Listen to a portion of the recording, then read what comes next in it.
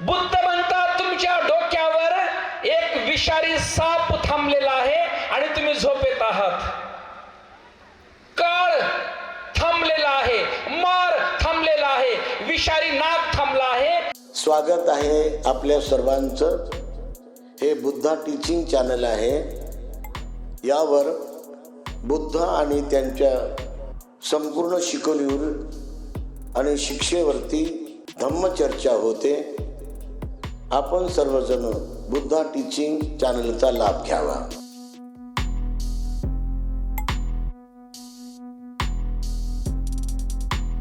संयुक्त निकायातील बुद्ध तत्वज्ञान या विषयावर आता मला इथे बोलायचं. म्हणजे सुत्त पिटक या त्रिपिटकापैकी महत्वपूर्ण असणाऱ्या गृहस्थांसाठी, भिक्षूंसाठी सामाजिक व्यवस्थेमध्ये जीवन जगताना एक आदर्श जीवन जगण्यासाठी प्रेरणा देणारा जो ग्रंथ आहे सुत्त पिटक, त्याच्यातले जे 5 खंड आहेत, दिग्घ निकाय, मध्यम निकाय, संयुक्त निकाय, अंगुत्तर निकाय आणि खुद्दक निकाय, याच्यापैकी एका ग्रंथामध्ये जे तत्वज्ञान भरलेलं आहे धम्मराजंच, त्याच्या अनुषंगाने आपण कमी वेळेमध्ये चर्चा करण्याचा प्रयत्न करणार आहोत. त्या संयुक्त निकायामध्ये एक सूत्र आलेलं आहे, पर्वतोमय उपमा सूत्र, पर्वताची उपमा देणारं सूत्र. भगवान बुद्धांकडे राजा प्रसेनजित येतो आणि बसतो. तर शास्त्र त्याला विचारतात, प्रसेनजित, असा तू अवेळी कसा काय आलास? थोडा वेळ चुकून आला होता प्रसेनजित राजा. तू असा अवेळी कसा काय आलास? भगवान, आम्ही क्षत्रिय लोक, आम्ही राजे महाराजाची लोक आहोत. आमच्या कामामध्ये अत्यंत व्यस्त असतो. आता राजांना एक काम आहे का? लढाई जिंकण्याचं, मोठे मोठे कार्यक्रम असण्याचं, खाण्याचं, पिण्याचं, मनोरंजनाचं, स्वतःला अनेक स्त्रिया असतात त्यांना वेळ देण्याचं, या सगळ्या धकाधकीतून मोठा वेळ काढून आलोय, माझ्याकडे वेळच मला भेटत नाही. या संयुक्त निकायामध्ये पर्वताची उपमा सूत्रात बुद्ध त्याला म्हणतात, राजा, तू असं म्हणतोस की मला वेळच नाही. समज पूर्व दिशेकडून, पश्चिम दिशेकडून, दक्षिण दिशेकडून आणि उत्तर दिशेकडून चारही दिशेनं एक उंच ढगासारखा, उंच महाकाय पर्वतासारखा एक पर्वतच वेगाने वेगाने वेगाने धावत येत आहे. आणि तेव्हा माणसाने काय करावे? तो सगळ्या प्राण्यांना दळत दळत येत आहे. तो ब्राह्मण, क्षत्रिय, वैश्य, शूद्र, 2 पायांचे, 4 पायांचे, बहुपायांचे, जवळचे, दूरचे, चारही दिशांचे महापर्वत या जगातल्या प्राण्यांना दळत, नष्ट करत, तुडवत आणि मारून टाकत येत आहेत. अशा वेळी तुला मार्ग शोधावा लागेल. या जन्म मरणाच्या बाहेर जाण्याचा तुला मार्ग शोधावा लागेल. कारण हे जाती, जरा, व्याधी आणि मरण, जाती, जरा, व्याधी, मरण रूपी हा पर्वत सगळ्या प्राण्यांना दळत दळत येत आहे. बघा, आपल्याला हा निसर्ग हळूहळू म्हातारपणाकडे घेऊन चाललेला आहे. संयुक्त निकाय हा ग्रंथ अत्यंत उच्च दर्जाचा, म्हणजे शीलवान धार्मिक विपश्यना साधक लोकांना कळण्याजोगा आहे. राजा, या जगातल्या सर्व प्राण्यांना, मनुष्यांना, सैनिकांना, हत्तींना, घोड्यांना, सैनिकांना सगळ्याला दळत चाललेला आहे पर्वत कोणता? जाती, जरा, व्याधी आणि मरणाचा. त्याच्यातून तुला मार्ग काढावा लागेल, आणि मार्ग एवढा सोपा नाही. एवढे महाभयंकर पर्वतासारखे पर्वत, ढगांसारखे पर्वत येत असताना तुला स्वचित्ताला शुद्ध करण्यासाठी त्रिशरणामध्ये स्थापित व्हावं लागेल. त्रिरत्नाच्या सेवेमध्ये समर्पित व्हावं लागेल. काया वाचा मनाने धम्म आचरण करावं लागेल. धम्म आचरण केल्यानंतर स्वतःच्या चित्ताला त्रिरत्नामध्ये, त्याच्या शरणामध्ये स्थापित केल्यानंतर शुद्ध व्हावं लागेल. तेव्हाच या ढगांसारख्या पर्वतांसोबत तुला तरता येईल, युद्धामध्ये तुला जिंकता येईल. निसर्गाला याच्याशी काही घेणं देणं नाही. तू राजा आहेस की तू रंक आहेस. निसर्ग जेव्हा आपल्याला जन्माला घालतं, जन्म 3 प्रकारे: माता पिता एकत्र येणे, आईचा गर्भाला मध्ये प्रवेश देण्याची क्षमता असणे, म्हणजे गर्भाला वहन करण्याची, परिपक्व गर्भात ठेवण्याची क्षमता असणे, आणि तिसरं आपले तिथे मन येणे. त्याला मन म्हणा, त्याला चित्त म्हणा, त्याला काही म्हणा, तिथे येणे. या 3 गोष्टींनी आपल्याला जन्म प्राप्त होतो. आणि जन्माला आल्यानंतर हे जाती, जरा, व्याधी आणि मरण हे अटळ आहे. म्हणून राजा प्रसेनजिताला शास्ता अगदी सावध करतात. संयुक्त निकायामध्ये एक सूत्र आहे, पुन्हा एक सूत्र आलेलं आहे, वज्जी पुत्र सुत्त. आता त्या मी त्या विषयाला मला न्याय द्यायला खूप आवडतं. जनरली इकडचं खूप छान आजच्या काळानुसारही बोलता येतं आपल्याला, परंतु ही पद्धत जर सुरू झाली विषयानुरूप बोलण्याची, त्या मुद्द्यावर, तर कमी वेळेमध्ये तुमच्या हृदयामध्ये सधम्माबद्दल प्रीती, प्रमोद, आनंद आणि श्रद्धा निर्माण होईल. आणि धम्मराजांचा धम्म हा क्रमशः समुद्रासारखा आहे. तुम्ही जेवढं मध्ये जाल तो खोल घेणार आहे. म्हणून या धम्मराजांच्या, या धम्माच्या समुद्रात जाण्यासाठी, तशी मानसिकता तयार करण्यासाठी आपल्याला क्रमशः धम्म शिकण्याची गरज आहे. त्या वज्जीपुत्र सूत्रामध्ये बुद्धांनी सगळे सांगून सवरून सजग केलेलं आहे. एक वैशाली नगरीमध्ये एक भिक्खू वैशालीच्या बाहेर एका वनामध्ये ध्यान करू लागला, आणि तो चांगल्या घरचा आहे. बुद्धांच्या काळात राजे, महाराजे, श्रेष्ठी, सावकार, श्रीमंत, ऐश्वर्यवान लोक प्रवर्जित व्हायचे. 80 कोटींचं धन सोडणारा यश आपण पाहिला. 80 कोटींचं सोनं सोडणारा सोण नावाचा एक भिक्षू बघितला.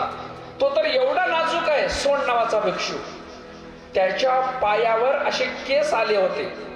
चप्पल, जुता न टाकता त्याला चालण्याची सवय नव्हती. पण धम्मामध्ये प्रवचन ऐकून तो सधम्मामध्ये आला, आणि तो ध्यान करता करता त्याच्या पायामध्ये चप्पल न घालता चालण्याची सवय नसल्यामुळे पूर्ण परिसर रक्तरंजित झाला होता. रक्त माखलं, त्याच्या पायाला जखमा झाल्या. भगवान म्हणाले, सोन, तुझ्या पायातून खूप रक्त येतं रे. कारण त्याच्या पायांना, नाजूक पायांना पाहायला देशाचा राजा बिंबिसार आला होता. त्याची एवढी दूर ख्याती पसरली त्या सोणची की त्याचे म्हणजे घालून पायांना केस लोंब फुटले होते. इतकं नाजूक, म्हणजे रक्तासारखं त्याचं ते अंग पूर्ण होतं, सर्वांग सुंदर. कधी दुःख माहिती नव्हतं. 80 कोटींचं धन सोडून येणारे या सधम्माच्या सभेत. तर बुद्ध त्याला म्हणाले, सोन, मी तुला अनुमती देतोय, कारण तुझे चालतोयस, तुझ्या पायातून अक्षर रक्त बाहेर पडतं, तू एवढा नाजूक आणि सुकुमार आहेस, चप्पल घाल. ते सोन म्हणतंय, भगवान 80 कोटींचं धन मी सोडून आलो आहे तुमच्या या सधम्माला जाणल्यामुळे. माझ्या मात्याला, पित्याला, माझ्या प्राणप्रिय घराला, परिवाराला मी सोडून आलो आहे. 80 कोटींचं धन. आणि जेव्हा मी एकटा जर पायात चप्पल, जुता, वाहनात टाकून फिरू लागलो तर बाकीचे भिक्खू माझ्याकडे पाहतील आणि मला म्हणतील, अरे तू 80 कोटींचं धन स्वीकारलंस, सोडलंस, पण एक चप्पल, जुता तू सोडू शकला नाहीस. त्या चप्पल मध्ये, जुत्यामध्ये तुझी आसक्ती आहे. एवढं सुद्धा मला म्हणून घेण्याची इच्छा नाही. मी मरेन पत्करेन, पण एकट्यासाठी विनय स्वीकारणार नाही. तेव्हा या करुणेच्या महासागराने, या तुमच्या माझ्या धम्मपित्याने सगळ्या भिक्षूसाठी नियम केला, ज्याची ज्याची इच्छा असेल त्याने चप्पल, जुता घालाव्या, ज्याची इच्छा नसेल त्यांनी घालू नये. तेव्हापासून चप्पल, जुता घालण्याचा नियम लागला. मी तुम्हाला हा मुद्दा सांगत होतो. बुद्धांच्या काळात एक वज्जी लोकांचा, वैशालीतला एका भिक्षू, त्याने प्रवर्जा घेतली, श्रीमंत कुळातला. आणि बुद्धांच्या काळात जास्तीत जास्त भिक्षू जंगलात जाऊन आनापान करायचे, विपश्यना करायचे. महिन्यात, 2 महिन्यात, 3 महिन्यात अरहंत होऊन परत यायचे.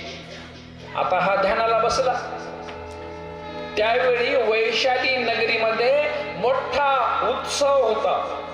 बघा, आता मोठा उत्सव चालू झालेला आहे, म्हणजे मोठी यात्राच. वाद्य वाजवणे, नाच गाणे म्हणणे, रंगरंगोटी, रंग सगळीकडे. आणि संध्याकाळी त्याला ते सळ त्या जंगलात ऐकू येऊ लागलं. आता हा किती ध्यान करते, आनापान करते, पण तिकडेच लक्ष जाते. आता जवळ असेल थोडं, जंगलाच्या जवळ यात्रा. ते म्हणतंय, कोणतं पाप मी केलं होतं?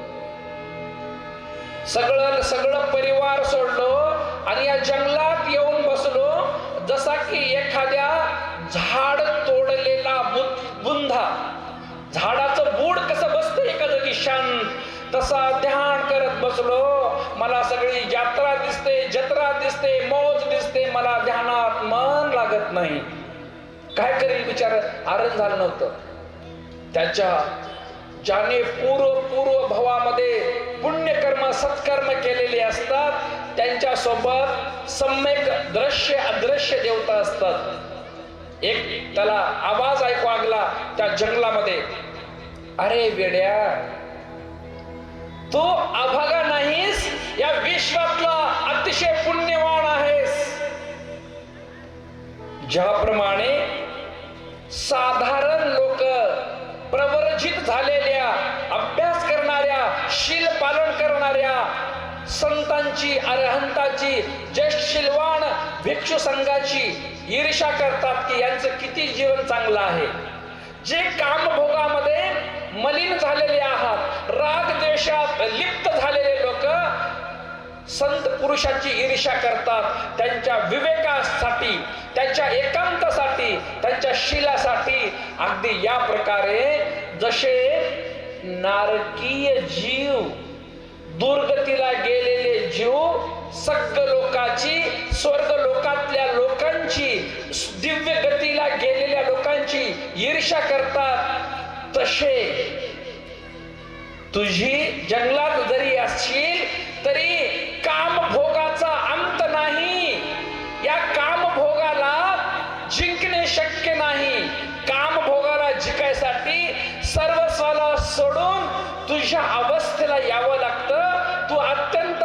योगशाली पुण्यशाली प्रज्ञावंत आहेस, चल ध्यानाला लाग. त्याच्यातही धम्म संवेग होता. तो लागला वेगाने काम कराय. अरे मी खरंच पुण्यवंत आहे का म्हणे, मी खरंच पुण्यवंत आहे का म्हणे. आणि तो पुन्हा क्रमशः तो अरहंताकडे जातो. भगवंतांनी एवढा गहन धम्म सांगितला. पुढं एक सूत्र आहे, तृष्णा काष्ट सूत्र. तरुण म्हणजे गवताचं किंवा पानांचं उदाहरण दिलं बुद्धाने. भगवान म्हणाले, भगवान सकाळ आणि संध्याकाळ 2 वेळेस एक वाणी बुद्ध आपल्या मुखातून बाहेर काढायचे. भगवान बुद्धानं ज्यानं प्रवज्जा घेतली त्याला सोडलंच नाही. अपमादेन भिक्खवे संपादेथ. अप्रमाद पूर्वक भिक्खूंनो सावध राहून धम्माचं चिंतन करा, बेसावध होऊ नका. कारण बुद्धांचा जन्म या विश्वात दुर्मिळ आहे, बुद्धांचा धम्म विश्वात दुर्मिळ आहे, मनुष्य जन्म दुर्मिळ आहे, सुंदर क्षण मिळणं दुर्मिळ आहे. सगळ्या गोष्टींचा मिलाप झाला. भिक्खूंनो ध्यान करा आणि जन्म मरणाचं दुःख नष्ट करा. 2 टाइम भगवान बुद्ध भिक्षूंच्या हृदयामध्ये असं प्रकंपन करायचे आणि त्यांना सावध करायचे. बुद्ध म्हणाले, भिक्खूंनो, ह्याच्यामध्ये एक दिलेलं आहे, संयुक्त निकायात एक सूत्र आलेलं आहे. भिक्खूंनो, हा संसार अनादी आहे, म्हणजे याचा आदी नाही. याचा आदी जाणणे, याची सुरुवात जाणणे शक्य नाही. कधी कधी भगवंताला काही लोक प्रश्न विचारायला यायचे, भगवान हे विश्व कधी निर्माण झालं? भगवान तेव्हा मौन राहायचे. ज्या ज्या गोष्टींचा मानवांच्या दुःखाशी, दुःखाच्या कारणांशी, दुःखाच्या निरोधाशी आणि निरोधाच्या उपायाशी अर्थात अष्टांग मार्गाशी संबंध नाही, तिथे धम्मराजा तुनेही भाव आर्य मौन राहायचे, शांत राहून त्याच्या प्रश्नाचं तेच उत्तर द्यायचे. त्याला अव्याकृत म्हणायचे.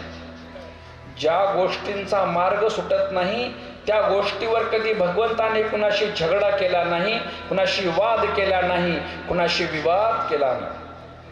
भिक्षूंनो, हा संसार हे विश्व अनादी आहे, याचा अंत जाणणे शक्य नाही. बघा, सावध राहून ऐका, सावध राहून. कारण बुद्ध म्हणतात, या भारत देशातल्या सर्व झाडांची पाने एकत्र केली. या भारत देशातल्या झाडांची, तेव्हा बुद्धांचा असं भारत देश बनलेला आहे. बुद्ध जम्बू द्वीपातील सर्व पाने एकत्र केली, म्हणजे काश्मीर हिमालयापासून कन्याकुमारी पर्यंत जेवढा भारत देश आहे तेवढ्या झाडांची पाने एकत्र करा आणि एक पान घ्यायचं. हे पान माझ्या आईसाठी, हे तिच्या आईसाठी, हे भावासाठी, हे बापासाठी, हे भावासाठी.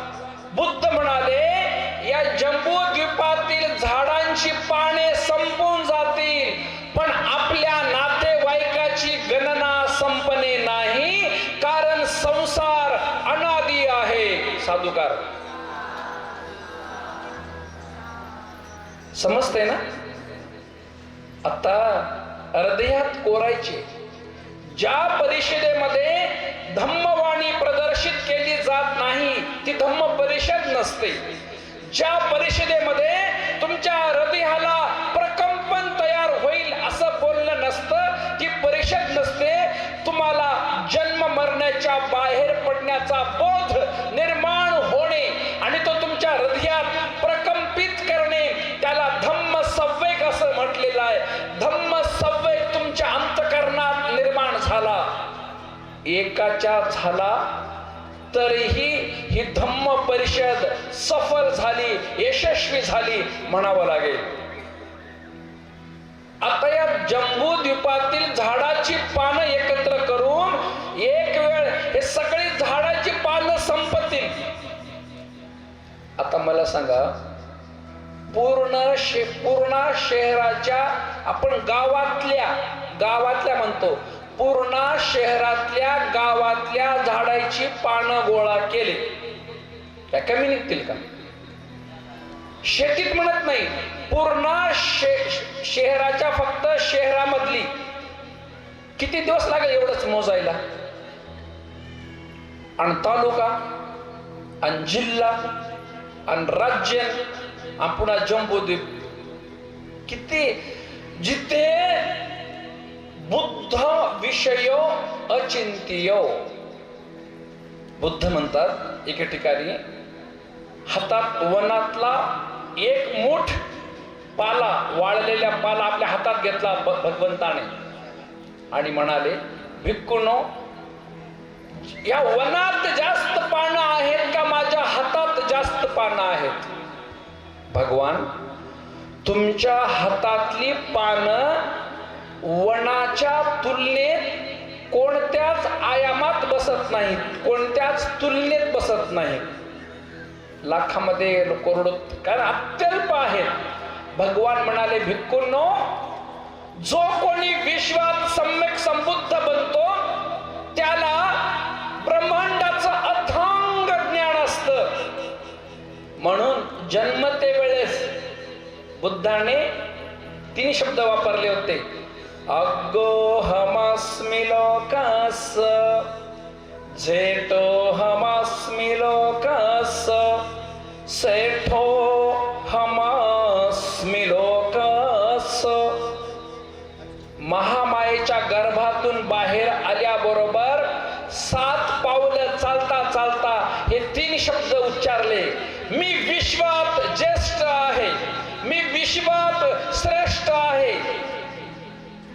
आणि म्हणजे त्यांना बोधिसत्व असताना एवढी शक्ती, बुद्धत्व प्राप्त झाल्यास हे अथांग चक्रवालाचं त्यांना महान ज्ञान असतं.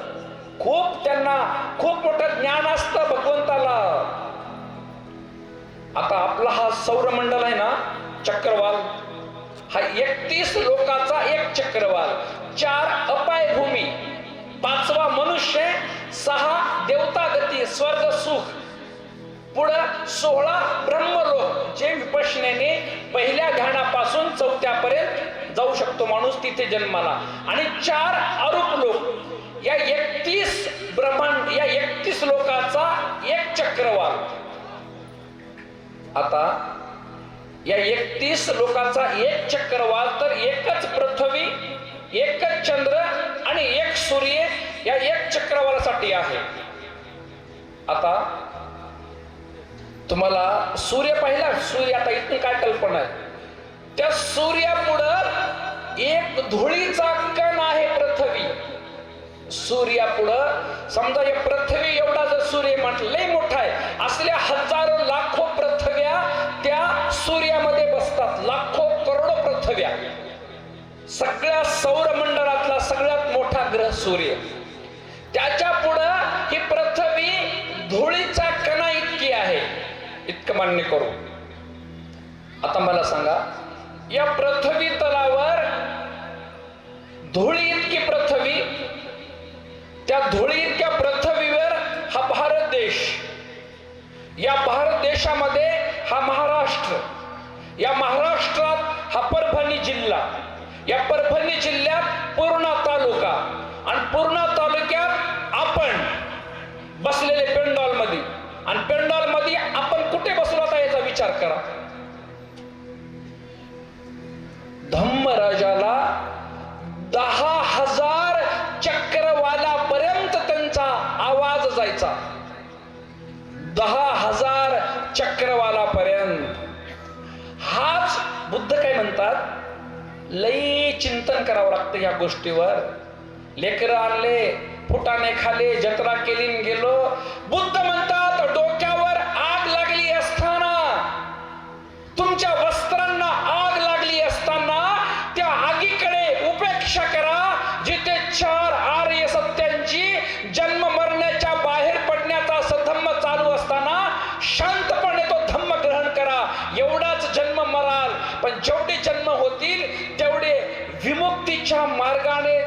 जाण्याचा मार्ग तुम्हाला प्राप्त होतो.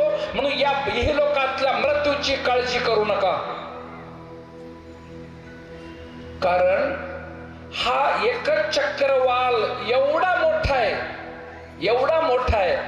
भगवान म्हणाले, उदाहरण दिलं भगवंताने, एखादा ऋषी, एखादा मुनी, एखादा तपस्वी एका क्षणामध्ये, एका क्षणात या पृथ्वीची यात्रा करतो. एका क्षणात तो सुद्धा लाखो करोडो वर्षे हा ब्रह्मांडाचा अंत शोधाय गेला तरी त्याला शोधणे शक्य नाही. एकाच कल्पाचा, याच या सौरमंडलाचा, ह्या चक्रवालाचा शोधणे शक्य नाही. म्हणजे एका क्षणात पृथ्वी पादांकित करणारा, बघा याच संयुक्त निकायामध्ये एक बुद्धाने उदाहरण दिलं. येडे होऊन जाचाल घरला, नाही तर बरं जाताना रात्री तबला आणि ढोलकी बँजो ऐकला, हे सगळं इथंच पडतंय, सगळं तुमच्या काहीच येणार नाही, मान्य करा न करा. बंतेजींची मी क्षमा मागतो, आमचे ज्येष्ठ उक्त बंतेजीचे असतील किंवा खेमदुंबजी असतील. जेव्हा तुमच्या हृदयामध्ये, त्या हृदयात इथल्या संवेदना, वाद्य, संगीत, मनोरंजन सुरू झालं ना, कारण ते पुन्हा ते धम्माचे अनमोल मोती घरापर्यंत येणे शक्य नाही. बॅलन्स बसत नाही व्यवस्थित. कारण शास्त्र म्हणतात की काही लोक अशा प्रकारचे असतात, त्यांना काहीच कळत नाही, बसले म्हणून बसते.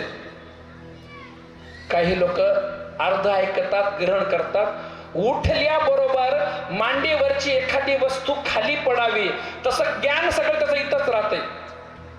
आणि तिसऱ्या प्रकारची लोक धम्माचा एक एक अमृताचा कण हृदयात कोरतात, ऐकताना, उठताना, चालताना, घरी जाताना आजन्म धम्माची शिदोरी म्हणून ते हृदयात साठवून ठेवतात. त्याच लोकांचा विजय जीवनामध्ये होत असतो. आता गायक लोक झोपणं चालू आहे त्यांचं, मस्त खाऊन पिऊन झोपतेत, संध्याकाळी ते सगळी गायक पिणारे असतात असं म्हणत नाही मी, पण धम्म आणि ते संगीत दोन्ही एकमेकांच्या कक्षात बसणे नाही. मी ज्याला धम्मपिता म्हणतो, ज्यांनी मला उभं केलं या जीवनात, गुप्त बनतेंचा खूप मोठा वाटा आहे. त्यांना आणि पूर्णच्या लोकांना मी विनंती करतो की भविष्यामध्ये कधी जर तुम्ही विचार केला तर रात्र रात्र प्रवचन चालावीत. ज्या दिवशी तुम्ही हा विचार कराल त्या दिवशी पूर्ण शहर उभ्या महाराष्ट्राला एक आदर्श राहील. संध्याकाळी जेव्हा भागातले लोक येतात ना, पांघरायला, अंतरायला, खाऊन 8, 8:30, 9, 10 पर्यंत येतात की आता गाणे ऐकायचे.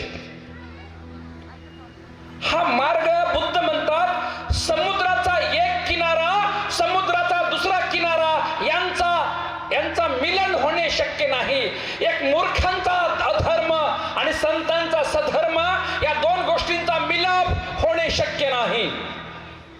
कोणत्याही धर्म तत्वाला जिवंत राहण्यासाठी त्या लोकांचा त्याग असणं गरजेचं आहे. माझ्या धम्मपित्यांच्या काळामध्ये रात्रंदिवस प्रवचन चालायची, रात्रंदिवस. कधी त्यांना शॉली नसल्या ना तर नवरा संध्याकाळी यायचा, बायको दिवसाची शॉल पांघरून यायची धम्म ऐकायला, फाटकी शाल्या घेऊन. पण धम्माचे अनमोल मोती ती लोक वेचायचे. महाराष्ट्रात ही धम्मक्रांती झाल्यानंतर, कारण आधी म्हण होती, बामणाच्या घरी लिहिणं आणि महाराजच्या घरी गाणं काहीतरी, असंच का? ती सवय तुमची अजून तुटायला तयार नाही. बँजो, ढोलकी, तबला असा केस हलणारा गायक बघितला की लई गोड वाटतंय. जन्मभर असंच गोड मानत घ्या, तो तुमचा विषय आहे.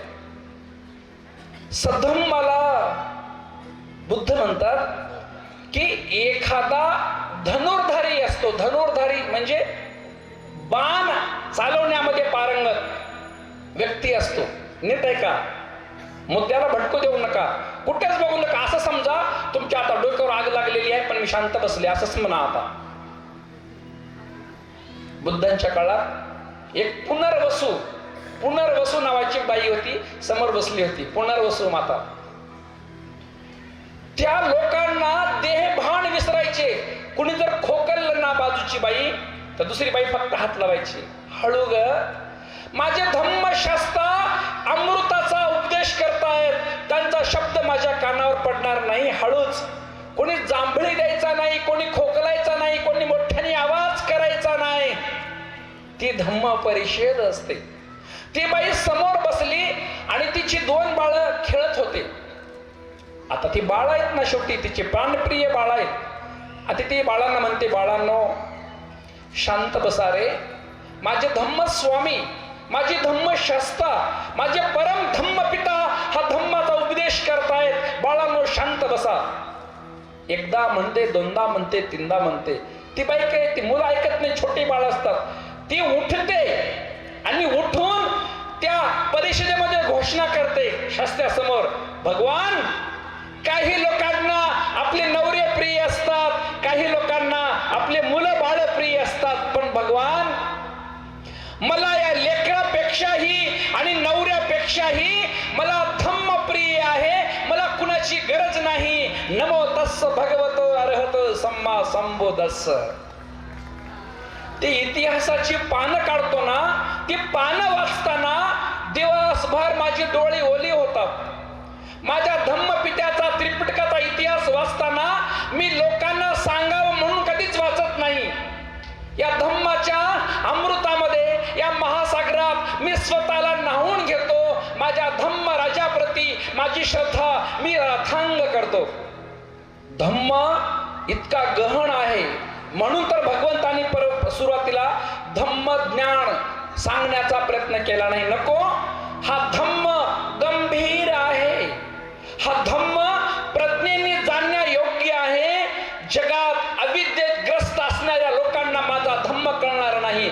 तेव्हा या ब्रह्मांडातला ब्रह्म सहपती येऊन त्यांना याचना करतो की भगवान, काही अशी लोक आहेत त्यांच्या मनावर जे धूळ आहे आणि अविद्येची धूळ कमी आहे, ती कमी नष्ट होऊन ती अरहंत होणार आहेत. माझी तुम्हाला याचना आहे. कारण कोणत्याही सम्यक संबुद्धाला धम्म सांगण्यासाठी याचना करावी लागते. हा इतिहास असतो. मी तुम्हाला एक उदाहरण देत होतो, संयुक्त निकायामधलं. एखादा धनुर्धारी असतो. धनुर्धारी म्हणजे बाण चालवणारा. एकदम कसा बाण चालवणारा? बलदंड शक्तिशाली बाण चालवणारा. तो त्याच्यात एवढी मोठी शक्ती आहे आणि तो बाण आता तो चालवतो. कोण एकच नाही, असे 4 लोक धनुर्धानी, प्रत्येक एका दिशेला तोंड करतो. पूर्व, पश्चिम, दक्षिण, उत्तर 4 दिशेला 4 लोक म्हणजे धनुष्य बाण ताणून थांबले आणि त्यांच्याकडे 10-20 माणसाची शक्ती आहे. एवढा बलदंड आहे तो धनुर्धारी व्यक्ती. 4ही दिशेला 4 लोकांची 4 तोंड आहेत. नीट आहे का? आणि त्यांनी बाण सोडायची तयारी आणि त्यांनी सोडला बाण. आता तो बाण इतका लांब जाणार आहे, इतका लांब जाणार आहे. नीट आहे का? भगवान म्हणाले, त्या एकाच वेळी 4ही दिशेला सोडलेला बाण, एकाच वेळी, नीट आहे का? एकाच वेळी 4 दिशेला सोडलेला बाण एखादा व्यक्ती खाली न पडता तो बाण उचलून आणतो. कळते ना? कळते का आयानो? तो बाण सुटल्यानंतर त्या 4ही दिशांचे 4 बाण जमिनीवर न पडता एक व्यक्ती त्या 4ही बाणापेक्षा एवढा वेगवान आहे की तो जमिनीवर न पडता हवेत असताना त्या 4ही बाणांना उचलून आणतो. भगवान म्हणतात, भिक्खूंनो, मग ते बाण चालवणाऱ्या त्या बाणांचा वेग जास्त की त्या माणसाचा वेग जास्त? भगवान, ती 4ही, समजा एका दिशेचा ठीक आहे ना, एका दिशेचा जर बाण चालला तर कोणी असं एवढा विद्वान आपल्या रिद्धीने, सामर्थ्याने, शक्तीने बाण आणू शकेल.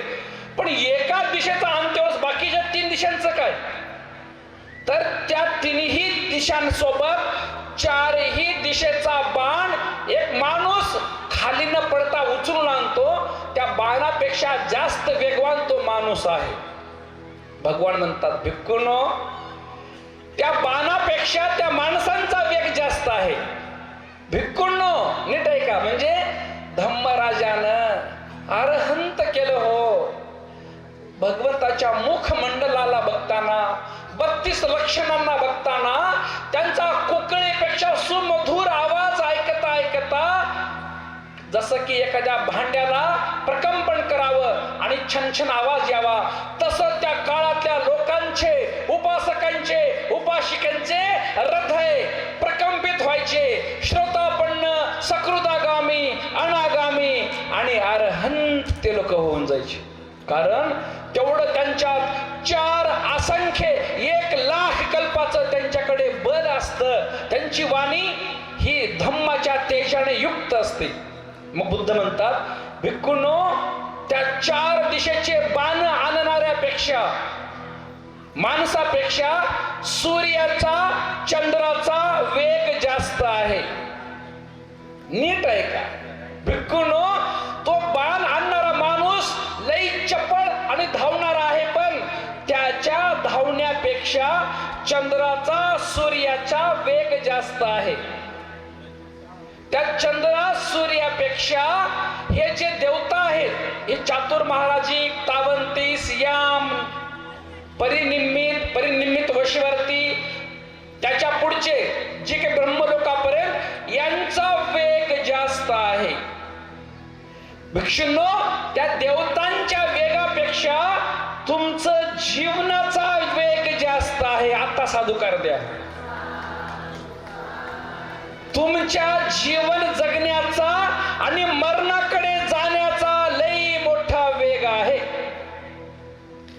आता एवढं म्हणल्यास तबला कोणी ऐकेल का? आणि बँजो कोणी ऐकेल?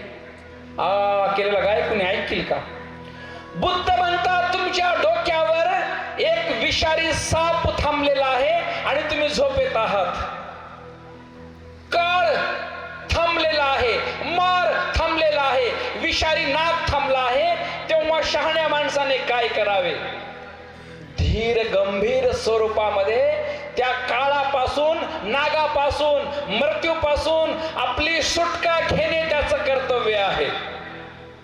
मला सांगा, तुम्हाला जर कोणी म्हणलं तुझ्या डोक्यावर नाग थांबलाय, ऐक बर का, समोर एक चांगला तुला पिक्चर लावून देतो आणि सुंदर त्या बाईचा नाच बघत बघत बस. माधुरी दीक्षित असो किंवा आजची कोणती हिरोईन आहे, तिचा नाच बघत बघत बस. आय साप काढा ये म्हणते ते, साप काढा, नको मला कोणतं बघणं. एका राजानं एका कारागृहातल्या एका कैद्याला कैदखान्यातून बाहेर काढलं आणि त्याला सांगितलं, कारण त्याचे नातेवाईक गेले राजाकडे. राजन, ज्याला तुम्ही फाशी दिलेली आहे ना, देहदंड दिलेला आहे, तो एकुलता एक आमचा कमवणारा आहे म्हणे, त्याला एक वेळेस माफ करा, एक वेळेस.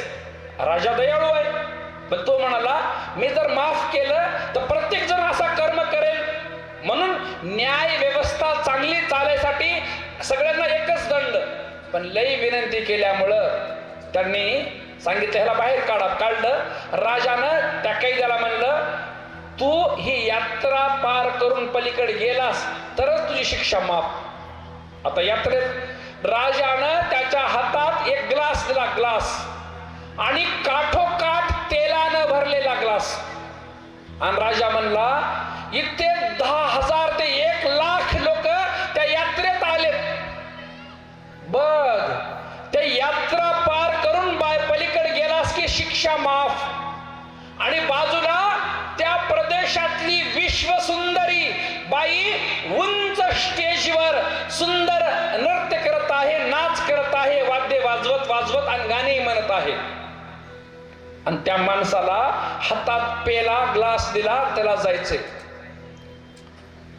भगवान म्हणाले, भिक्खूंनो, तो माणूस त्या बाईकडे बघेल का नाच, तिचं गाणं बघेल का, वाद्य वाजवलेलं बघेल, तो आपल्या हाताकडे कुणाचा धक्का लागेल, कुणाचा धक्का लागेल, कुठला नाच आणि कुठलं वाद्य, कोणू हासू किमानंद निचंग पजलितो सतिंग अंधकारे न ओणथा पदीपंग शास्त्र म्हणतात, कोणू हासू किमानंदो या विश्वाला निच्चंग पज्जलितो सतिंग. या विश्वाला वासनेची, क्रोधाची, द्वेषाची, मोहाची आग लागली असताना तुम्ही कोणत्या गोष्टीत आनंद मानता? अंधकारे न ओणद्धा. या अंधकारामध्ये चाचपडणाऱ्या, अंधकारामध्ये फिरणाऱ्या माणसा पदीपंग न गवे सथ.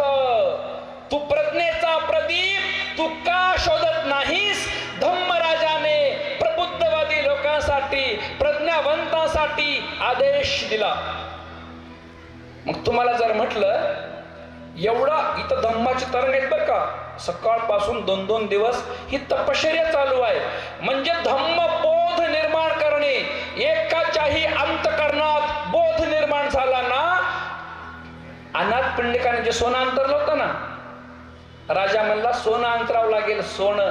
त्यानं सोनं अंतरलं. त्यानं काय म्हणते अनाथ पंडित, एकाही माणसाला माझ्या भगवंताने धम्म दिला तर माझ्या जागेची किंमत फिटली. त्याचप्रमाणे तुमच्या हृदयात प्रज्ञेचा प्रदीप जर लागला तर ही धम्म परिषद यशस्वी झाली. पुन्हा पूर्णाकरांनो, यावर तुम्हाला विचार करावा लागेल. जसं त्या दाभाडला रात्रभर प्रवचन चालतात, रात्रभर. भले 1000 बसतील, 2000 बसतील, 500 बसतील, हरकत नाही. पण भंतेजींना तुम्ही याचना करा, भंते कुठेही आम्हाला गाणे ऐकता येतील, वाद्य वाजवता येईल, सगळं करता येईल, पण नको या सुंदर परिषदेमध्ये 2-2 दिवस आम्ही रात्रभर प्रवचन ऐकू. ज्या दिवशी म्हणलात त्या दिवशी मराठवाडा, महाराष्ट्र आणि भारत बौद्धमय होणार म्हणजे होणार. कारण हा संसार अनादी आहे. याच्यातून बाहेर पडायला हा जन्म प्राप्त झालेला आहे. खाणे पिणे, लेकराला जन्माला घालणे, व्यापार उद्योग व्यवसाय करणे, लेकरं पैदा करणे आणि मरणे, याच्यासाठी जन्म नाही. अत्यंत पुण्यकर्माने मनुष्य जन्म प्राप्त झालेला आहे. त्या संयुक्त निकाय हा विषय चालू आहे आपला, त्याला धरूनच बोलतोय मी.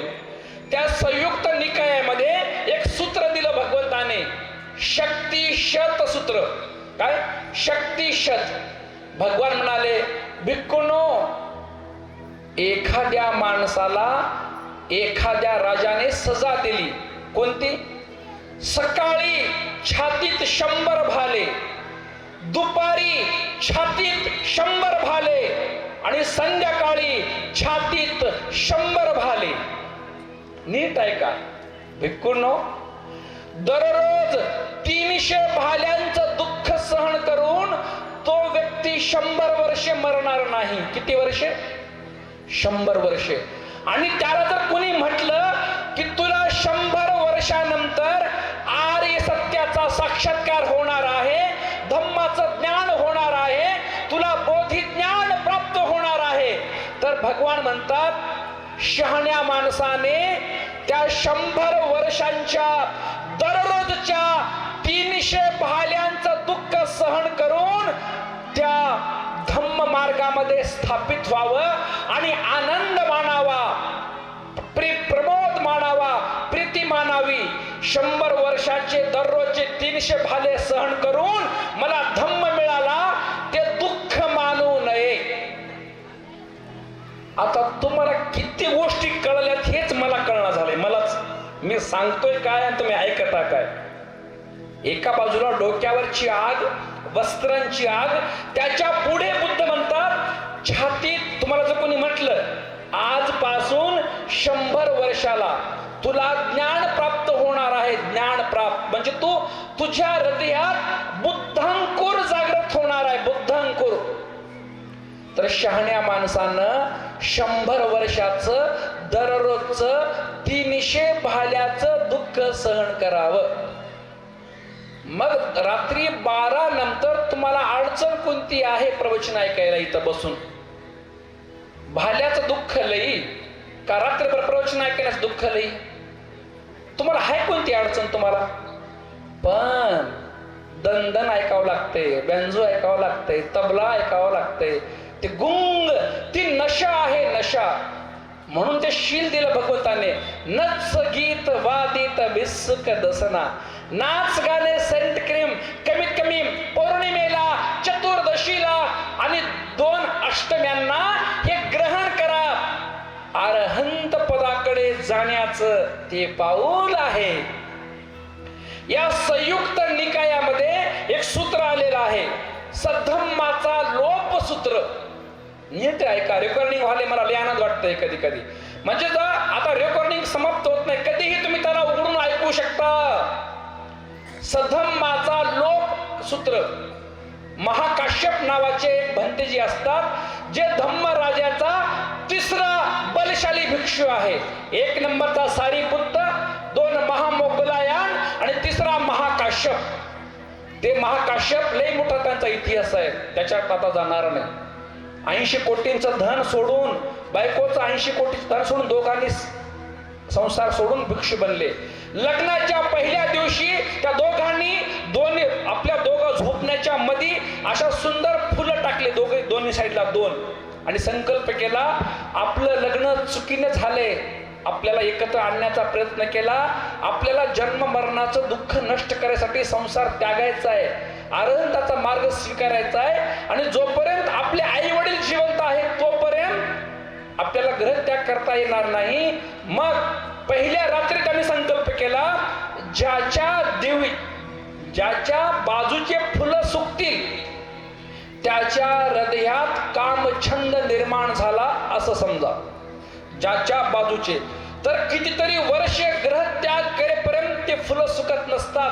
त्यांच्या अखंड ब्रह्मचर्याच्या तेजाने, धम्मचर्याच्या तेजाने, सधम्माच्या आविष्काराने तो महाकाश्यप भगवंताकडे येतो. भगवान, आजकाल तुम्हाला जास्त विनय करण्याची गरज पडली. विनय, आमचा विनय आहेत, आमचे 227 नियम असतात आणि भिक्खुनीसाठी 311 नियम आहेत. भगवान तो म्हणते भगवंताला, भगवान तुम्हाला जेव्हा ज्ञान प्राप्त झालं तेव्हा विनय कमी होता आणि जास्त भिक्खू अरहंत होते. भगवान आता जास्त विनय बनवले आणि भिक्खू अरहंत व्हायचं कमी झाले. भगवान म्हणाले, काळाच्या ओघामध्ये धम्माचा प्रभाव आपोआप कमी होतो आणि पालन करणारे कमी झाले की आपोआप धम्म नष्ट होतो. बुद्ध म्हणाले की भविष्यामध्ये माझ्या धम्माला मूर्ख माणसे नष्ट करतील. कारण बुद्ध म्हणतात, जशी ओझ्याने एखादी नाव बुडते, बुद्ध काय म्हणतात, ओझ्याने जशी नाव बुडते तसं सधम्मा, भिक्खू, भिक्खुणी, उपासक आणि उपासिका या चौघांच्या भविष्यातल्या मूर्खपणामुळे धम्म नष्ट होईल.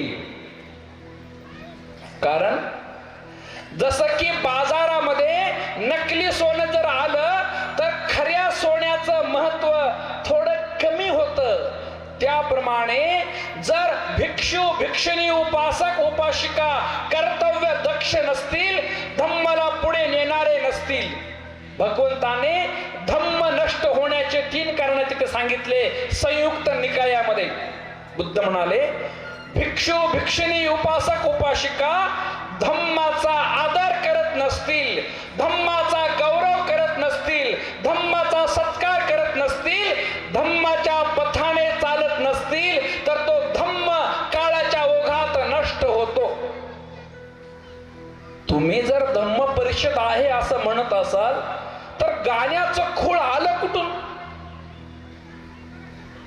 भंतेजींना मी विचारलं तर भंतेजी लई मायाळू आहेत, ममता आहे त्यांच्यात.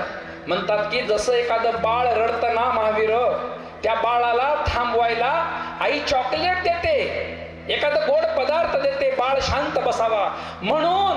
अवघड लोकांना शांत करण्यासाठी तुम्ही नाही बरं का, इथले पूर्णचे नसतात, तुमच्यावर घेत चाल तुम्हाला नाही, सगळेच कारण हे सगळे तालुका जिल्हा सगळ्याला 12 वाजलं की खालून तुम्हाला संवेदना उत्पन्न होतात. आता बस करा ना जांभळ्याला. ते आमच्याकडे लातूर मध्ये परिषदा सुरू आहेत आणि तिथे एक सीमा पाटील नावाची गायिका येते, तुम्ही ऐकला युट्यूबला ऐका. तिचं तेच गाणं आहे, एक निळा आणि एक भगवा, तेवढंच गाणं म्हणते.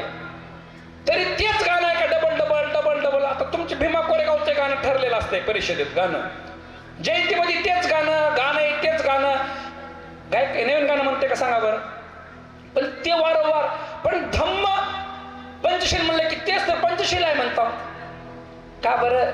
धम्माचा गौरव जोपर्यंत करणार नाही तुम्ही आम्ही भिक्खू भिक्खुणी उपासक उपासिका ओझाने नाव बुडते, त्याप्रमाणे तुम्ही आम्ही धम्माला नष्ट करणारे हो.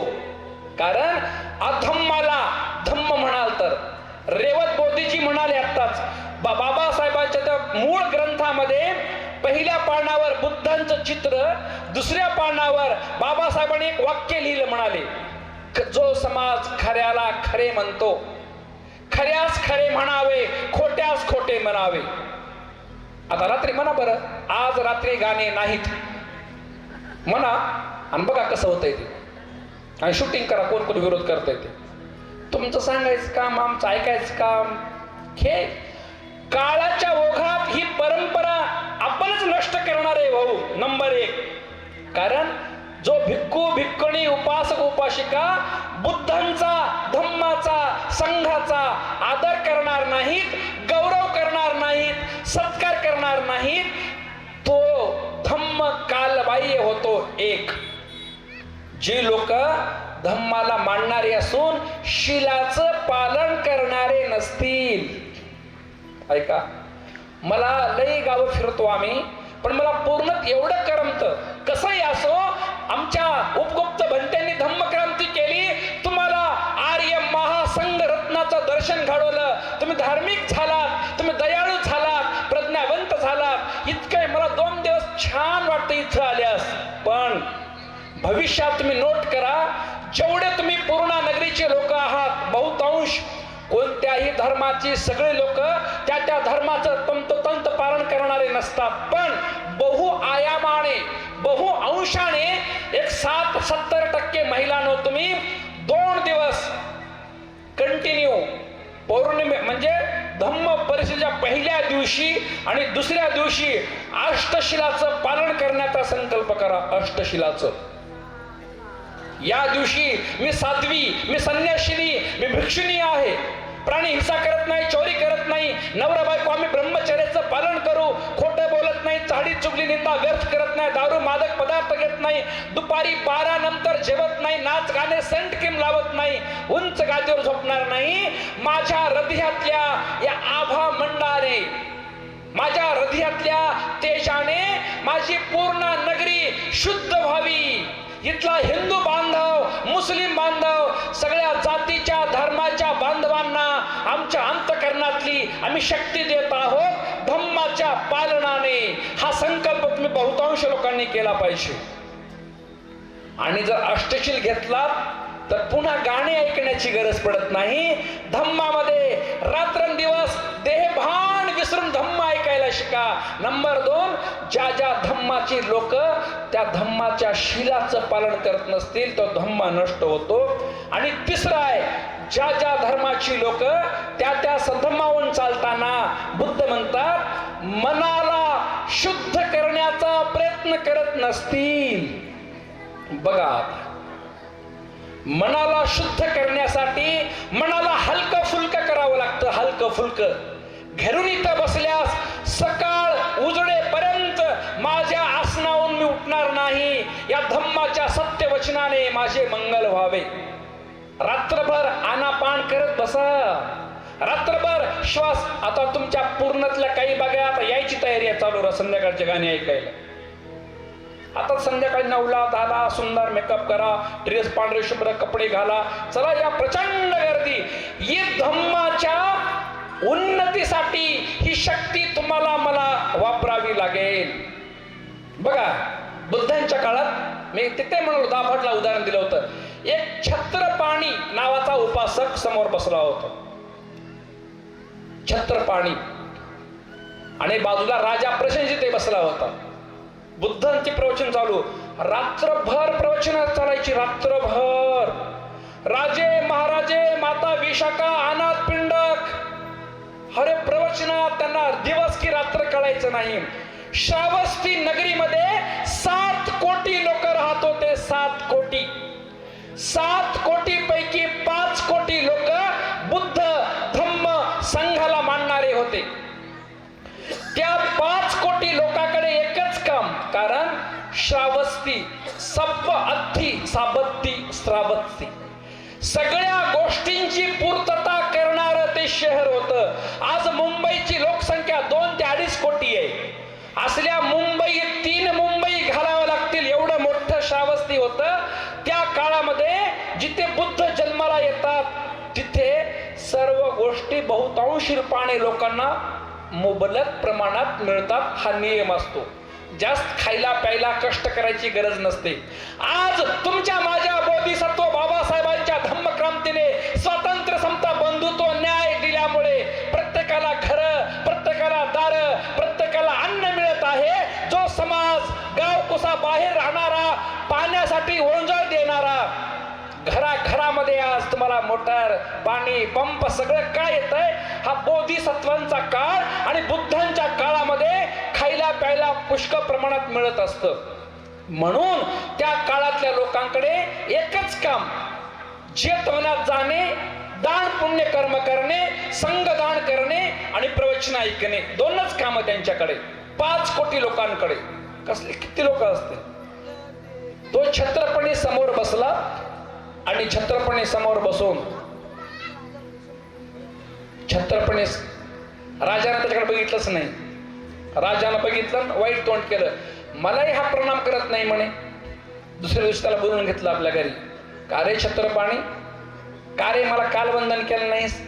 तो छत्रपाणी म्हणतो, राजन तुम्ही एका प्रदेशाचे राजे आहात, माझे भगवंत या समस्त चक्रवालाचे स्वामी आहेत. एका चक्रवालांच्या स्वामी समोर एका प्रदेशाच्या राजाला वंदन करणं योग्य नाही, तुम्हाला मी करू शकत नाही. किती श्रद्धा आहे त्या लोकांची. म्हणून तुम्हाला आपली सीमा आखावी लागेल. कदाचित माझं बोलणं तुम्हाला थोडं कडवट वाटत असेल. बुद्धाने त्या संयुक्त निकायात एक गोष्ट सांगितली. 2 कासव असतात आणि एक कासव दुसऱ्याला म्हणतो, बाबा रे ही आपली सीमा आहे, ह्या सीमेच्या बाहेर गेला 15 मिनिटात. बाबा रे तू आपल्या सीमेच्या बाहेर जाऊ नको, शिकारी येईल तुला घेऊन जाईल किंवा कापून टाकेल. पण दुसरा कासव काय ऐकतच नाही. चुकून एके दिवशी चालत चालत चालत लांब गेला आणि तिकडे त्या एका शिकाऱ्याला दिसला. शिकाऱ्याने त्याला काहीच केलं नाही. त्याच्या पायात एक धागा बांधला आणि त्याला सोडून दिलं. तो आला संध्याकाळच्या वापस आला तर पहिल्यानं बघितलं, तुला कोणी काही धरलं का रे? नाही, मला कोणीच धरलं नाही. मी सुखात गेलो, सुखात आलो. फक्त माझ्या माग एक दोरा हळूहळू हळूहळू येत आहे म्हणे. दोरा. ते म्हणे ते दोरा नाही, तुझं मरण आहे, मरण. कारण त्याच्या मागे शिकारी येत आहे आणि तुला तो दोरा धरून तुला नष्ट करणार आहे. आता आम्ही इथून पळून जातो, आता आम्ही इथं थांबत नाही. कारण तुझा बाप, तुझा आजा, तुझा परिवार ह्या दोऱ्याला धरून नष्ट झालेला आहे. संयुक्त निकायात धम्मराजाने सामाजिक व्यवस्था सुंदर राहण्यासाठी उदाहरण दिलं. तुमचं क्षेत्र आहे धम्माचं क्षेत्र. धम्माच्या बाहेर गेलात की तुम्ही शिकाऱ्याच्या हाती सापडाल. शिकारी कोणता आहे? तबला शिकारी आहे, वाद्य शिकारी आहे, तुमचा ते काय म्हणते बँजो शिकारी आहे, सुंदर गाणं म्हणणारा. तुम्ही म्हणतात तो येडा झालास का तिथंच बोलालास? तेच आहे. ज्या ज्या धम्माच्या क्षेत्राच्या बाहेर जाऊन रूपाला, शब्दाला, गंधाला, रसाला आणि स्पर्शाला जे जे आपलं मानतात ते त्या शिकाऱ्याच्या जाळ्यात सापडतात. अंत आपला असणार आहे. कारण आपल्याकडे खूप वेळ कमी आहे. एवढं चिमुरड जीवन, एवढं अत्यल्प जीवन खाण्यात पिण्यात संसारात घालत असताना धम्माच्या वेळ काळ लई थोडे असतात. आता पुन्हा 365 दिवस तुम्हाला इथं बसून धम्म ऐकायला मिळणार नाही. 365 दिवसानंतर अवघी 2 दिवस तुम्हाला शुद्ध धम्म ऐकावयास मिळतो आणि त्याच्यातला अर्धा काळ तुम्ही गाण्यामध्ये घालवता. तुमचं जीवन व्यर्थ जात आहे. कारण बुद्ध म्हणतात की तुम्ही जन्मोजन्मात कापाकापीमध्ये, क्रोध करण्यामध्ये, द्वेष करण्यामध्ये जे रक्त वाहिलेलं आहे, संयुक्त निकायामध्ये बुद्ध म्हणतात जेवढं तुम्ही कापाकापीत, मारामारीत तुमचं रक्त घालवलेलं आहे, ते रक्त जास्त का समुद्राचं पाणी जास्त? भगवान म्हणाले समुद्राचं पाणी अत्यल्प आहे. एवढं तुमचं रक्त वाहिलेलं आहे जन्मोजन्मात, कापाकापीत, ईर्षेत, माईचं रक्त, बापाचं रक्त, भावाचं रक्त, संसारात एकमेकांचं रक्त काढण्यात. म्हणून हा धम्म संवेग निर्माण करा आणि विमुक्तीचा आधार बनवा, अरहंत पदाचा आधार बनवा. पुन्हा एक संयुक्त निकायात एक सूत्र आहे, अश्रू सुत्त. अश्रू बुद्ध म्हणतात जे तुमच्या प्रिय लोकांच्या मरणाने जेवढं तुम्ही आसवे गाळले, तुमचे प्रियांच्या वियोगात, आपल्या जवळच्याच्या वियोगामध्ये, मरण्यामध्ये, धरण्यामध्ये, दुःखामध्ये जेवढे तुम्ही आसवे गाळले, ते आसवे जास्त आहेत का समुद्राचं पाणी जास्त आहे? भगवान म्हणतात समुद्राचं पाणी लई थोडं आहे. एवढं अनादी काळात तुम्ही आपले आसवे गाळले दुःखामध्ये. आता कुठेतरी पुण्य कर्माने तुम्हाला धम्माची प्राप्ती झालेली आहे. त्या धम्म प्राप्तीसाठी आपला वेळ व्यर्थ घालवू नका. कारण भगवान म्हणतात की तुमच्या या पृथ्वीचे एवढाले लहान लहान गोळे करा. संयुक्त निकायामध्येच एक सूत्र आहे, पृथ्वी सुत्त. बुद्ध म्हणतात पृथ्वीचे एवढाले लहान लहान गोळे करा. या पृथ्वीचे, कोणती पृथ्वी? पूर्ण या पृथ्वी तलावरचा जो हा आपला ग्रह आहे पृथ्वीचा, एवढ्याचे लहान लहान गोळे करा आणि म्हणा ही माझी आई, ही माझी आजी, ही माझा बाप. पृथ्वी संपेल पण पृथ्वीची ते गोळे संपतील, पृथ्वी संपून जाईल पण तुमच्या नातेवाईकाची गणना संपणार नाही. एवढे जन्म झाले, एवढे नातेवाईक झाले.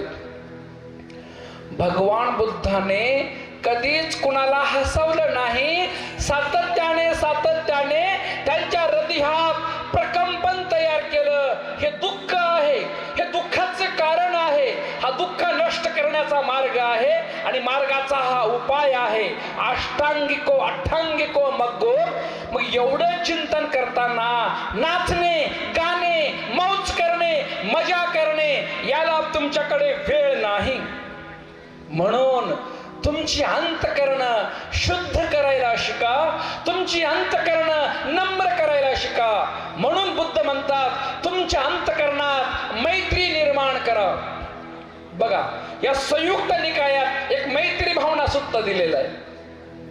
आता शेवटकडे चालू प्रवचन, आता 10 ते 12 मिनिटात संपवतो. मला भीती वाटते मोठे भंतेजी बसले ना की कधी माझ्याकडे बघतील, कधी बंद करतील म्हणून. आणि यांना पुढे जायचे, मला मुंबईला जायचे. बुद्ध म्हणतात की तुमच्या हृदयात माता यथा नियम पुत्तंग आयुषा एक पुत्तंग मनोरंखे. आई जसं एकुलत्या एका बाळावर प्रेम करते तेवढं प्रेम या विश्वावर करायची का? कारण लक्षपूर्वक आहे का? कारण बुद्ध म्हणतात तुम्हाला जेवढे प्राणी दिसतात, मी मनुष्य म्हणत नाही, नीट आहे का बुद्धिवंतांनो, जेवढे प्राणी दिसतात तो प्राणी कोणत्या ना कोणत्या जन्मात तुमचा कोणीतरी आई, बहीण, भाऊ, माता, पिता, गणगोत हा राहिलेला आहे. आता कसं करावं? अवघडच गोष्ट सांगितलं भंतेजी. जेवढे तुम्हाला दिसणारे प्राणी आहेत, सजीव आहे, कोणत्या ना कोणत्या जन्मात तुमचा तो कोणीतरी राहिलेला आहे. म्हणून तुम्ही मैत्री एवढी अथांग करा. जातीच्या, काही लोक म्हणतात जातीसाठी माती खात बस, सत्यासाठी, सदाचरणासाठी, पुण्यकर्म करण्यासाठी माती खा. कारण निसर्गाचा नियम मानव म्हणून सगळ्यांना एक मुखाने लागू पडतो. धर्म न हिंदू बौद्ध है, धर्म न मुस्लिम जैन. धर्म मन की शुद्धता, धर्म शांती सुख चैन. शांती सुख हा धर्म आहे. एवढं अथांग आपलं मन करायला शिका. बुद्ध म्हणतात एखादा तीक्ष्ण बाण असतो, बाण, धारदार बाणाला असं उभं केल्यानंतर त्या बाणावर कोणी हाताने प्रहार केला तर काय होईल. या संयुक्त निकायात बुद्ध म्हणतात हाताने प्रहार केला तर प्रहार करणाऱ्याचा हाताला जखम होईल, त्रास होईल. भिक्खूंनो, याचप्रमाणे ज्यानं आपलं हृदय मैत्रीने विकसित केलं आहे त्याला विश्वात कोणतीच शक्ती कधीच पराभूत करू शकत नाही. साधुकार. बुद्ध म्हणतात कोणी एखादा व्यक्ती या संयुक्त निकायामध्ये कोणी सकाळी 100 किलो, दुपारी 100 किलो, संध्याकाळी 100 किलो तुपातली सुंदर खीर दान करत असेल आणि बाजूला गायींचं दूध काढेपर्यंत कोणी या विश्वाचं मंगल हो, कल्याण हो, सगळे प्राणी सुखी हो असं म्हणत असेल तर दोघात कोण पुण्यवान. अरे बापरे, बघा शास्त्र काय उदाहरण देतात. एका बाजूला सकाळी 100 किलो, दुपारी 100 किलो, संध्याकाळी 100 किलो गोड खीर दान करणे आणि गायीचं दूध काढेपर्यंत या विश्वाचं मंगल हो, सारे प्राणी सुखी होत, पूर्व पश्चिम दक्षिण उत्तर त्यांच्या उपदिशा खालची वरची 10 दिशातील सर्व प्राणी सुखी हो. दुर्गती प्राप्त प्राणी, सुगती प्राप्त प्राणी, अंतरिक्षातील, पाण्यातील, पृथ्वी तलावरील, 2 पायांचे, 4 पायांचे, बिना पायांचे, बहुपायांचे सर्व ब्रह्मांड सुखी हो. एवढं म्हणणं बुद्ध म्हणतात 300 किलो तुपाच्या खीर देण्यापेक्षा हे एवढं महान पुण्यदायी आहे. म्हणून तुमच्या अंतःकरणाला सधम्मात तेवढं तुम्हाला स्थापित करावं लागेल. कारण बुद्ध म्हणतात हे जीवन अनित्य आहे. शेवटचा एक मुद्दा आणि समाप्त. बुद्ध म्हणतात हे जीवन अनित्य आहे. बघा, एक दिवस आपण मरणाला प्राप्त होणारे आहोत. म्हणून भवचक्र नष्ट करण्याचा प्रयत्न करा. कारण हे रूप अनित्य आहे, ही वेदना अनित्य आहे, ही संज्ञा अनित्य आहे, संस्कार अनित्य आहे आणि विज्ञान हे अनित्य आहे. आणि जे अनित्य आहे ते माझं कसं होऊ शकतं. जर हे रूप माझं असतं तर केस पांढरे झाले नसते, अंगाला सुरकुत्या पडल्या नसत्या, वार्धक्य आलं नसतं आणि मरण आलं नसतं. कारण हे रूप अनित्य आहे. बुद्ध म्हणतात भिक्खूंनो, मी एका जन्मात चक्रवर्ती राजा होतो. या संयुक्त निकायातले सूत्र आहे. भगवान म्हणतात चक्रवर्ती राजा होतो आणि महासुदर्शन नावाचा राजा होतो बुद्धत्व प्राप्तीच्या पूर्वी. आणि तेव्हा मी एवढ्या मला सुख सुविधा होत्या. 84,000 माझ्याकडे नगर होते, 84,000 हत्ती, 84,000 घोडे, 84,000 मला राहायला तेवढे राजवाडे होते, 84,000 सुंदर सुंदर स्त्रिया होत्या. त्याच्यात एक माझी पट्टराणी पण होती. पण भिक्खूंनो, काळाच्या ओघात मी जीवन जगताना 84,000 नगरामध्ये, 84,000 या राज्यामध्ये एकाच 84,000 महालापैकी एकाच महालात मी झोपत असे आणि त्या महालातल्या एकाच रूम मध्ये झोपत असे आणि एकाच माझ्या पत्नी सोबत झोपत असे. कारण काळाच्या ओघात तो बोधिसत्व सुद्धा नष्ट पावला, महासुदर्शन नष्ट झाला. तो काळ निघून गेला. आता बुद्धत्व प्राप्तीनंतर मी सुद्धा अंतिम काळाकडे जात आहे. कारण हे रूप, वेदना, संज्ञा, संस्कार, विज्ञान हे विश्व अनित्य आहे. एक शेवटचं 5 मिनिटामध्ये वाक्य बोलतो, 5 मिनिट. एकदा राजा प्रसेनजित आला बुद्धांकडे. संपला माझा संयुक्त निकायाचा अभ्यास संपलेला आहे. एक शेवटचं उदाहरण देऊन आता समाप्त करणार आहे. एक दिवशी भगवंताकडे राजा प्रसेनजित आला. गौरव काय असतो? गौरव एकमेकांचा गौरव करण्यासाठी तुम्हाला म्हणतोय. कारण हा पूर्ण शहर उभ्या महाराष्ट्राला एक वेगळी दिशा देणारं शहर आहे. शक्तीने, धम्म बलाने, एकतेने, धम्म कार्याने, सगळ्याच आयामाने. म्हणून तुमच्याकडे गौरव करण्याची प्रवृत्ती असली पाहिजे. तो ते भगवंत आल्याबरोबर दुपारी येतो, भगवंताच्या कुटीमध्ये जाते आणि गेल्याबरोबर भगवंताचे पायच दाबते. पाय दाबते आणि भगवंताच्या पायाचं चुंबन घेते. पायाचे चुंबन मुखाच घेते.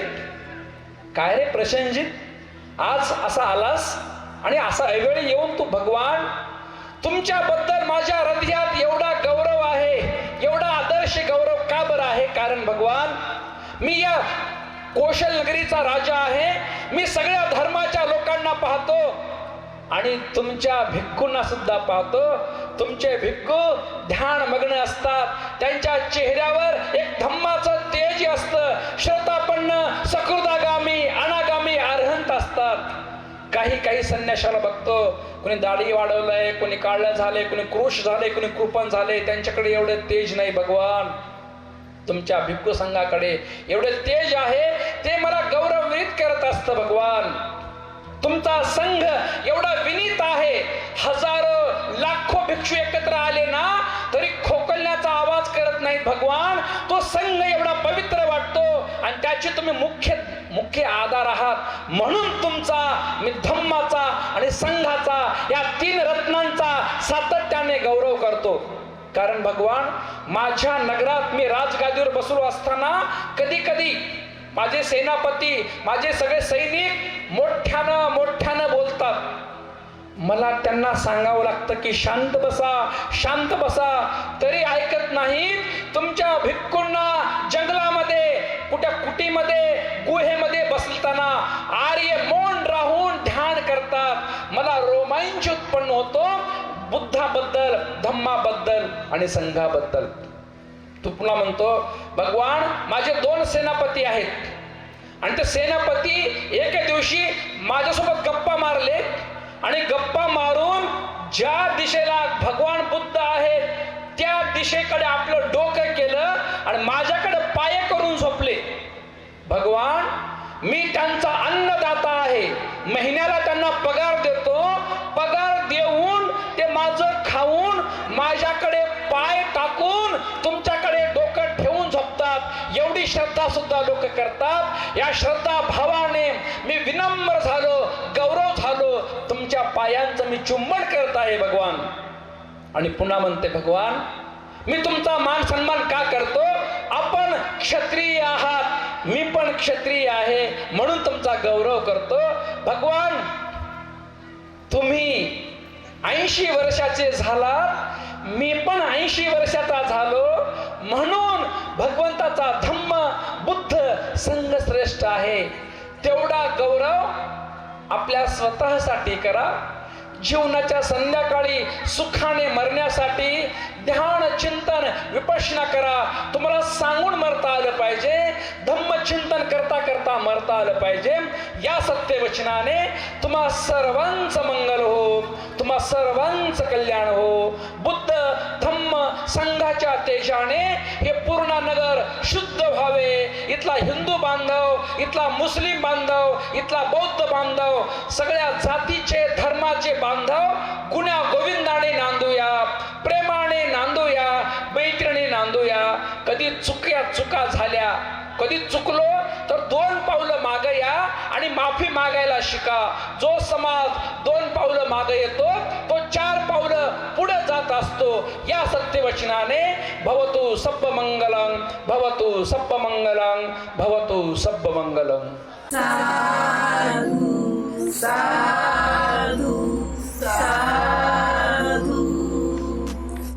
बुद्धं नमामि, बुद्ध को नमन करता हूँ। धम्मं नमामि, धम्म को नमन करता हूँ। संघं नमामि, संघ को नमन करता हूँ।